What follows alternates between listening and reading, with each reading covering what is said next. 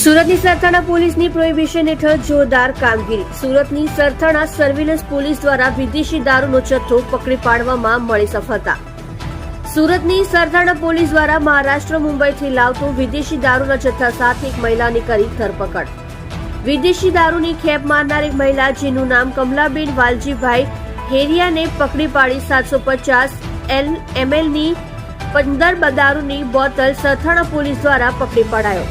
વિદેશી દારૂની ખેપ મારનાર મહિલા કમલાબેન વાઘેશ્વરી ઝુંપડપટ્ટી બોરીવલી મુંબઈ મહારાષ્ટ્રથી સુરત અને અમરેલી જવા નીકળતા શ્યામધામ મંદિર પાસેથી વિદેશી દારૂ સાથે સરથાણા પોલીસ દ્વારા પકડી પાડી હતી.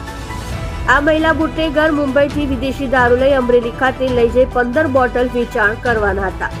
એના પહેલા સુરતની સરથાણા સર્વેલન્સ પોલીસ દ્વારા 750 mlની 15 બોટલ સાથે 7,500 રૂપિયાનો મુદ્દામાલ કબજે કરી ક્વોલિટી કેસ બનાવી સરથાણા સર્વેલન્સ પોલીસ દ્વારા સારી અને પ્રશંસનીય કામગીરી કરેલ છે.